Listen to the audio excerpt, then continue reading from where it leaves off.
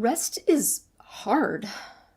People tell you to rest like it's as simple as lying down and doing nothing, but it's not. Hi, this is Heather from Autism Chrysalis. A client recently told me, I don't know a lot about resting, and it got me thinking how I don't either. I've gotten a lot better at resting in the last several years, but I was seriously bad at it prior. I mean, truly terrible. If resting had come up and bit me in the butt, I would have complained about the bite mark. In fact, that's pretty much what happened because burnout forced me to rest, and I complained and cried and whined and ruminated my way through multiple burnouts before I paid attention. I've gotten a lot better, and I've learned a lot, but I'm far from perfect. I still have to convince myself multiple times a day that it's okay to rest. So take everything that I'm about to say with a grain of salt. I'm just going to flat out say up front that everything I'm about to say is probably bullshit. It wouldn't apply to you, and you can safely ignore me. Okay, on that cheery note, here are 6 things that I think I know about rest. 1. It feels unfamiliar. You can get so used to being busy that resting actually feels painful. It's supposed to be restorative, right? It's supposed to feel good, right? You're supposed to want to do this thing. But when your standard MO is 110%, doing anything differently feels so unfamiliar that it's scary and sometimes awful. Your nervous system is like, what the hell? This isn't what we're used to, and I don't know how to do this, so this must be bad. And that bad feeling can drive you, or at least me, to want to keep going because it just feels normal. It feels familiar.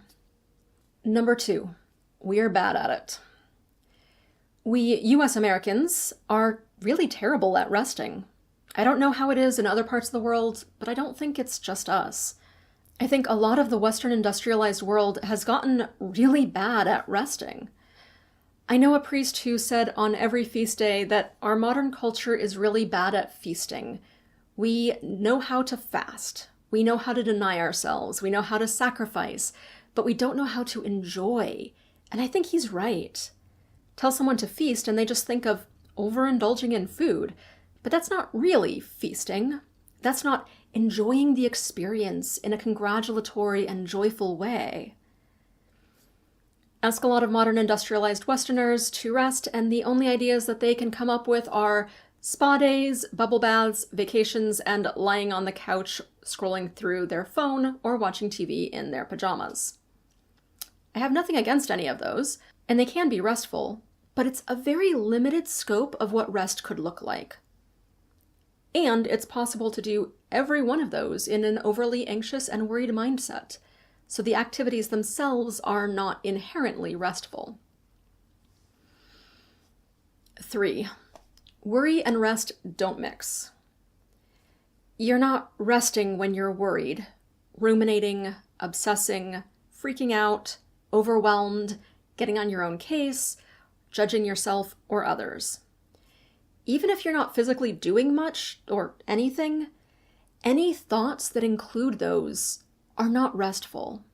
It doesn't matter if you're getting the best massage ever, floating in a perfect sensory float tank, didn't have to go out for a week, or got to stay home in your pajamas and have food delivered.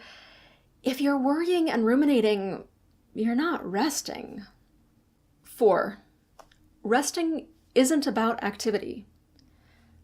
I think rest has a lot more to do with your mindset and what you're doing, not how much. Which leads me to believe that resting isn't about having a little or a lot of activity, because you can also be restful while you're out doing stuff. Engaging in your special interests without guilt can be restful. Some people find adventurous vacations restful, even though they're physically active the entire time. I think that physically doing less is necessary sometimes, especially during burnout. But once you've gotten past sheer physical exhaustion, I don't think that rest has very much to do with your level of physical activity. I think it has a lot more to do with your mindset and what you're doing, not how much. 5. So what you're doing makes a difference.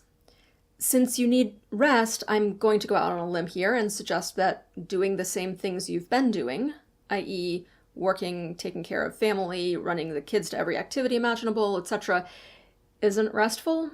But you could do other things like painting, going rock climbing, or whatever you happen to personally enjoy.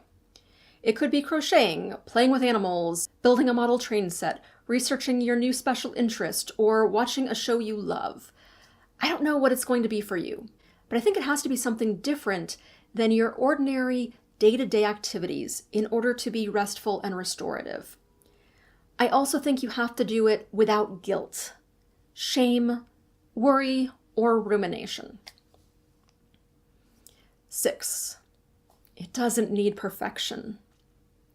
I don't think rest has to be perfect. I don't think you need the perfect setup, the perfect situation, having no guilt or worries. I think you can get a lot out of it even when it's imperfect, even when it's far from ideal, even when you have no particularly original or creative ideas and you're just sitting in your pajamas on your phone watching something that makes you laugh. I think that can be restful, and sometimes that's exactly what you need. I don't know how exactly that works. I'm doing a lot of that imperfect, not particularly creative rest and getting plenty out of it. But sometimes I also go do some cheap activity to get out of the house, like going for a drive. I'll go see some nature, even if it's through the car window. Just doing something a little bit different than usual can do a lot of good. Okay, here's a few closing thoughts. I know I've got a lot to learn, but I'm getting better at this every month and every year. I'm curious how this is landing for you and what you've figured out about rest so far. Maybe how you want to translate this to your life. Okay, I told you this wouldn't be revelatory and that you could probably safely ignore it, but perhaps you might have gotten one little thing out of this that you found useful. If you're open to sharing in the comments, I'd love to hear what resonated with you. And if you want some more on autistic burnout recovery, here's the recording of my free workshop, which is a really good intro to the 5 areas that I have found are critical for true, sustainable recovery from autistic burnout. And if you're open to a paid resource, which gets really in-depth into how to put all of that into practice in your real life, essentially how to finally recover from autistic burnout and break the cycle so you never have to go through it again, you can find info on my autistic burnout recovery course at autismchrysalis.com/burnout. Okay. Again, I hope this was useful and I wish you a neuro-wonderful day.